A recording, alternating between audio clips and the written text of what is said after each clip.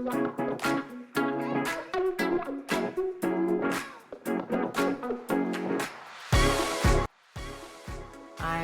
Tierney. I'm the owner of House of Tierney.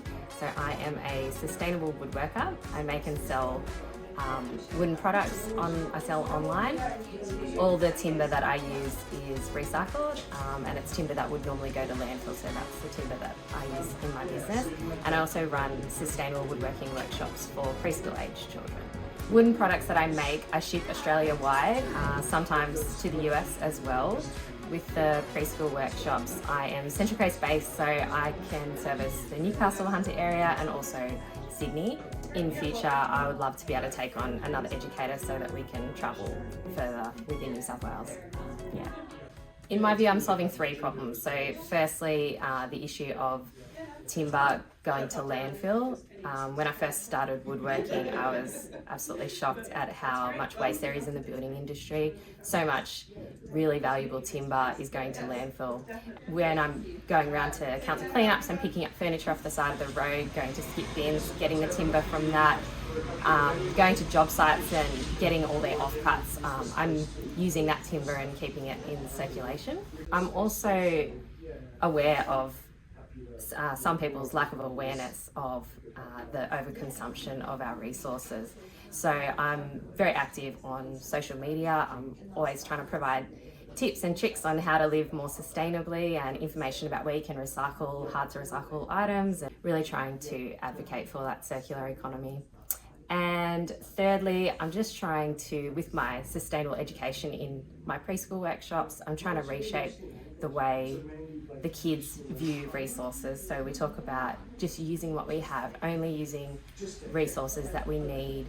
And I show them videos about where timber comes from, so where our resources are actually from, the process of going from a tree to timber, and then also show them a video of where the rubbish in the red bin actually goes. So they actually get to see the landfill site and see that all this rubbish we're putting in the red bin is just going into the earth. And I think that's a really eye-opening experience for them. It gives them like a real world kind of example of why we need to reduce our waste.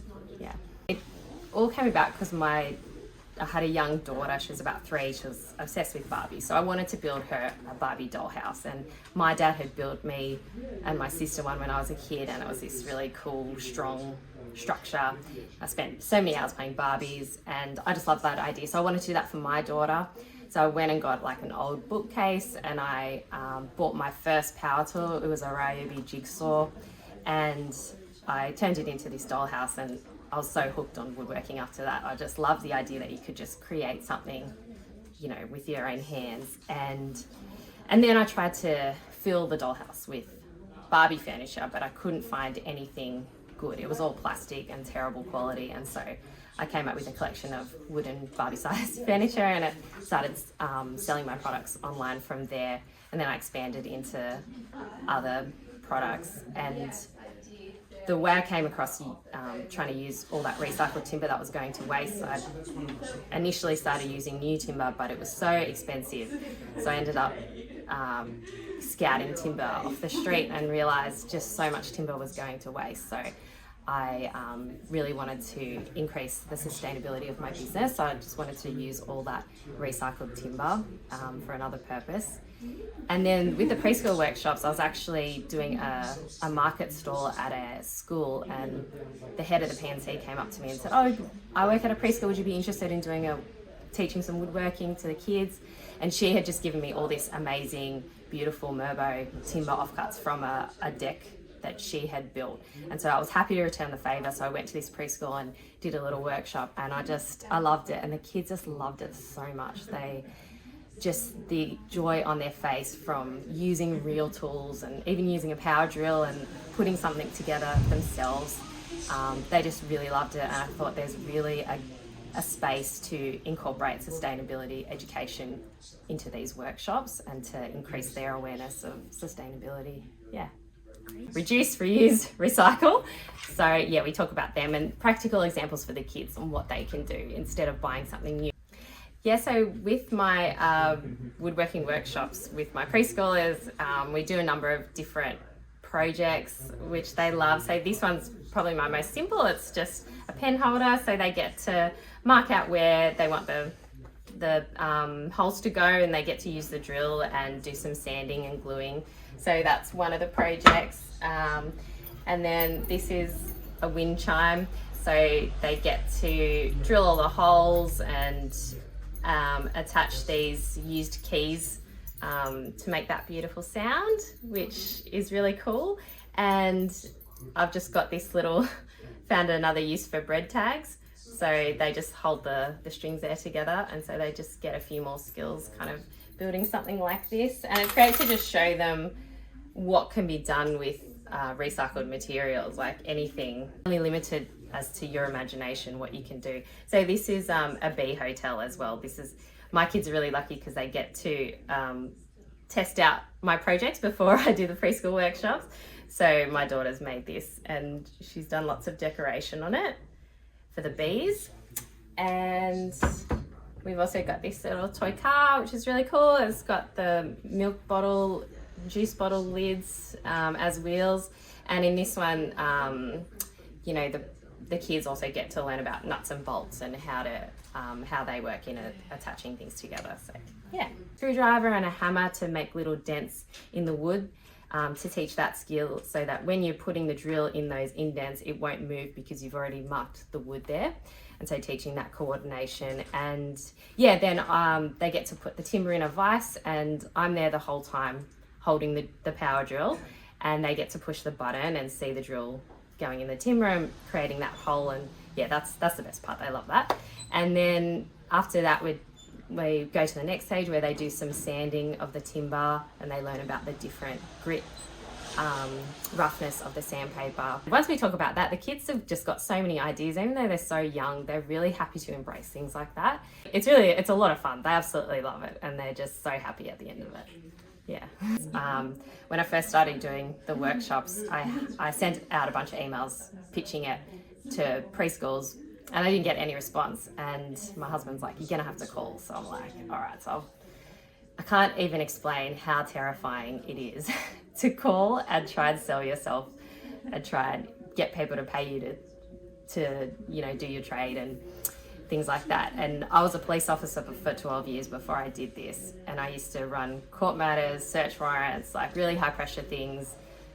But picking that telephone up to try and pitch and sell myself is just so scary. And so whenever I get a booking from a phone call I've made, I'm just so astounded and just delighted, because I just so appreciate those preschools and childcare centres taking a chance on me and yeah, wanting to learn from me. So yeah, that's truly a happy moment. So with the products that I make, I've got a number of customers that are eco-conscious, and they love the idea that some timber that's been headed for landfill has been saved, and now they're buying the product and repurposing it and putting it in their homes. So they really are conscious of the environment. I think that's why they choose me as well. I'm really flexible, so they can give me something really random to make that they can't find anywhere else, and I can make anything to a specific size. So I think that's the good thing about my work. And the workshops, more and more childcare centres are having a really big sustainability focus, and it's in the curriculum. So yeah, my workshops are a really unique, practical and really fun way to hit that sustainability focus and target in the preschools. So yeah, it's absolutely invaluable collaborating with other eco businesses. I have on the Central Coast a really great network of other eco businesses, and whenever I book a workshop at a childcare centre, I will always refer, there's two that I have in mind that I will always refer them to the childcare centre, because I really believe in what they're doing, and vice versa, they'll refer me if they book a workshop at a childcare centre as well. So that getting that cross referral is so good, and it just adds credibility to your business as well. And it's just great to have that support network. One of them is Endless Play Studios. So it's run by a lady called Dorothy. She's actually such an inspiring figure. And just a little story about her is I met her for coffee, I think end of last year or the start of this year, and I was not having a good time in the business. I had kind of started the workshops, but I hadn't really pushed them much, and I was just having a bit of a low moment. I met her for coffee, and her son had just done one of my workshops, and she really pumped me up, and she was really complimentary about what I was doing and stressed how important it was, and she just really gave me that motivation to keep going and to do more and more workshops. So I'm so appreciative to her. And the other business is EcoNest Education. It's run by a lady called Anna. She's a teacher, and she teaches all about biodiversity. She does kind of like bush tucker workshops and gardening workshops in childcare centres, and she really has that sustainability focus too. So yeah, I think those two businesses are so amazing. It can be really isolating starting a business on your own, especially in the sustainability sector. It can be really, there's a lot of challenges to overcome, and having a network of other eco businesses that are trying to do the same thing you are is so important. Just reaching out and trying to find your support networks and building up that community is just really important. Like I rely on mine so much. And yeah, just when you're having a bad day or a struggle, it's great to have that network to reach out and support each other, and comment on each other's posts on social media, and yeah, give each other a shout out. And yeah, it's really important to build your network, I think. I'm really positive about the sustainability education area. My children are in primary school at the moment, and every year I find there's a new sustainability initiative, and it's just so good to see. I love it. And so I think more and more preschools and schools and business organisations are looking, there'll be an increase in demand for that sustainability education. So I'm really positive looking forward. I think it'll just get busier and busier for businesses like mine. Yeah. So if you're a early childhood educator, or if you know someone, or if you've got a child in daycare or preschool, I would love for you to contact me. I'm available on Instagram or Facebook. My business is House of Tierney. It's Tierney because it's a bit tricky to spell. But yeah, get in contact with me. I'd love to book a workshop straight away. That's something I can do straight away. But I'm also looking to collaborate with local council and other organisations that have a sustainability focus. I'm really flexible. I'm happy to kind of work on any project. Yeah.